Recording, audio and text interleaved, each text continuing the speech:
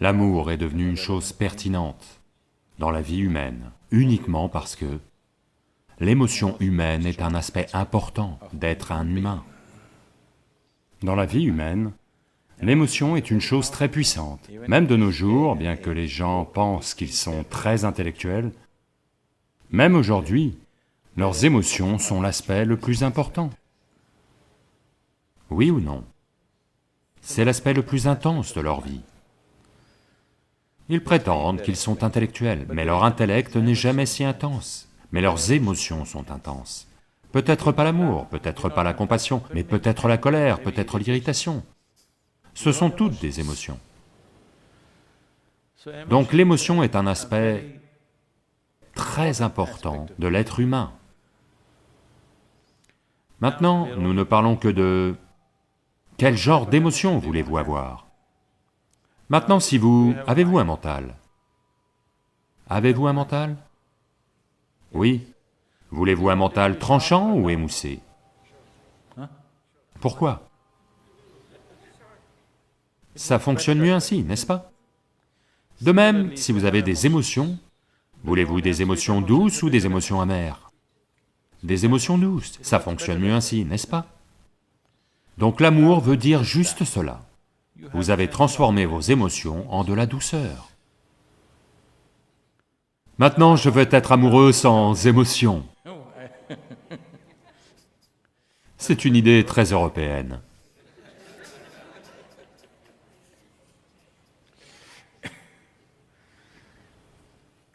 L'amour est une émotion. C'est la douceur de votre émotion que nous qualifions d'amour. Si cette même émotion devient amère, nous l'appelons haine. D'habitude, ce sont les personnes que vous aimez que vous haïssez, n'est-ce pas? Il y a quelque temps, vous les aimiez, maintenant vous les haïssez. Vous ne haïssez pas cet homme qui ne fait que marcher dans la rue, n'est-ce pas? Un certain amour doit avoir eu lieu, et maintenant la pièce est tombée sur l'autre face, et maintenant c'est devenu de la haine. Oui? Donc c'est juste la même pièce, si elle tombe comme ceci, ça devient de l'amour, si elle tombe comme ça devient de la haine. Ne pensez pas qu'ils soient trop éloignés. Ils sont plutôt proches. Une petite chose tourne mal, l'amour devient haine, n'est-ce pas? Alors, comment être amoureux sans émotion? L'amour est une émotion. Maintenant, le choix est seulement, désirez-vous que vos émotions soient douces, agréables ou des émotions désagréables? C'est votre choix.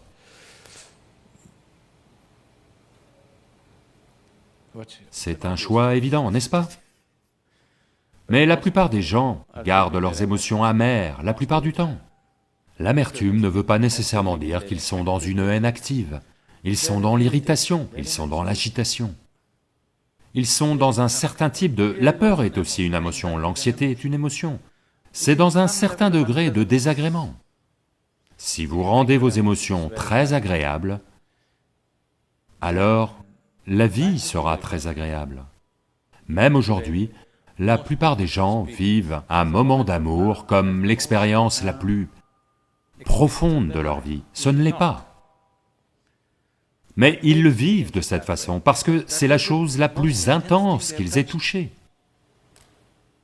C'est la dimension la plus profonde de la vie qu'ils aient touchée, un moment d'amour. Donc ils l'élèvent aux cieux. Les gens le transportent aux cieux. Les gens parlent d'amour divin. Vous ne savez pas si Dieu aime ou pas.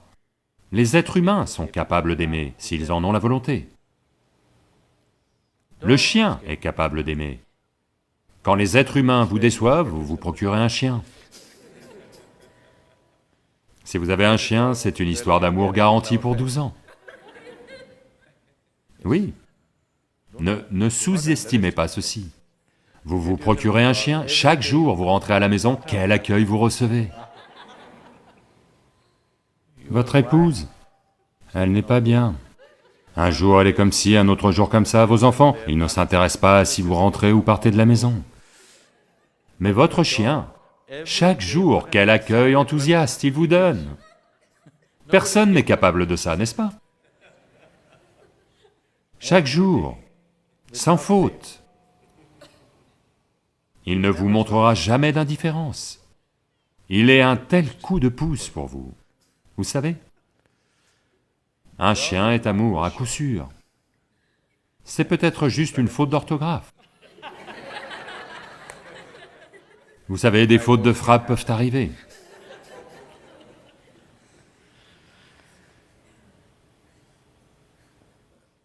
Maintenant, si vous vous êtes façonné d'une façon telle que personne autour de vous ne puisse vous aimer, alors votre seul secours c'est... Quelqu'un doit vous aimer à distance, depuis là-bas. C'est une façon malheureuse de vivre. Dieu vous aime, c'est la façon la plus malheureuse de vivre. Ça veut dire que vous vous êtes façonné de telle manière que personne ne peut même vous regarder.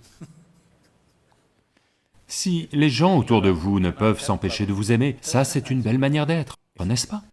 Vous n'êtes peut-être pas exceptionnel, vous êtes peut-être mignon au moins. Oui? Donc,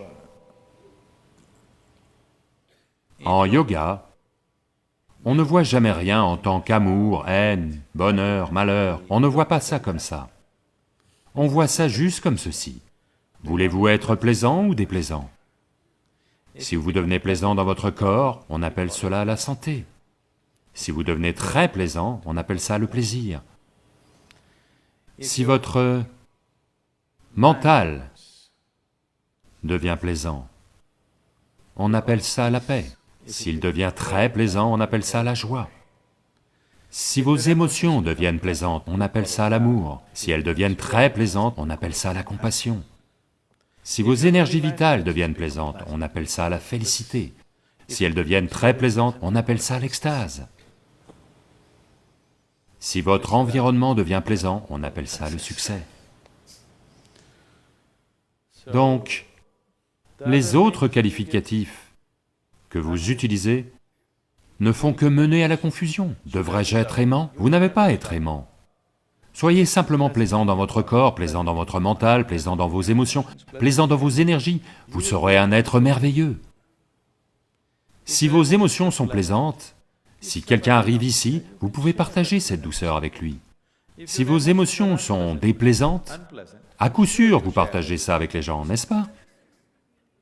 Oui ou non?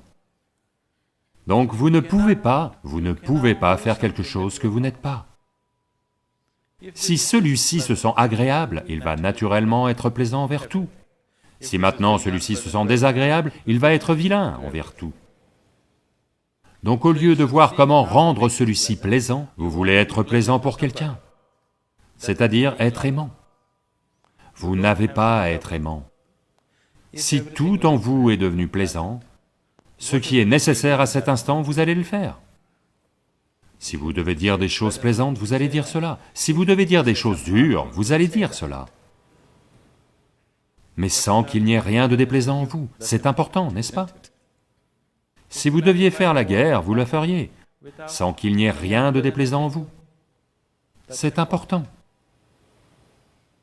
Alors vous feriez tout, seulement dans la mesure où c'est nécessaire. Vous n'allez rien exagérer. Si vous dites « j'aime quelqu'un », vous allez exagérer des choses. Au sujet des gens que vous aimez, vous allez exagérer les bonnes choses à leur sujet. Si vous dites « je hais quelqu'un », vous allez exagérer les mauvaises choses à leur sujet. Vous ne verrez jamais rien tel que c'est. Les gens deviennent aveugles avec les choses qu'ils aiment, n'est-ce pas? Ils n'ont pas de bon sens, ils vont perdre tout leur bon sens. S'ils haïssent aussi, ils perdront leur bon sens. Si vous aimez, vous perdrez votre bon sens. Si vous n'aimez pas, vous perdrez votre bon sens. La porte d'entrée de la vie est d'être équanime, où vous êtes capable de voir toute chose telle qu'elle est. Maintenant, vous êtes agréable avec quelqu'un, non pas parce que quelqu'un est gentil. Vous êtes agréable avec quelqu'un parce que vous êtes agréable, c'est tout. C'est une meilleure garantie. C'est une histoire d'amour mieux garantie, n'est-ce pas? Vous êtes agréable avec quelqu'un parce que vous êtes agréable. Si je suis agréable avec vous parce que vous êtes gentil, demain, si vous n'êtes pas aussi gentil, quelque chose d'autre va se produire, n'est-ce pas?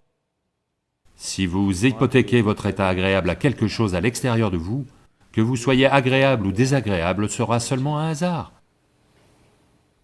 Maintenir celui-ci agréable est votre affaire.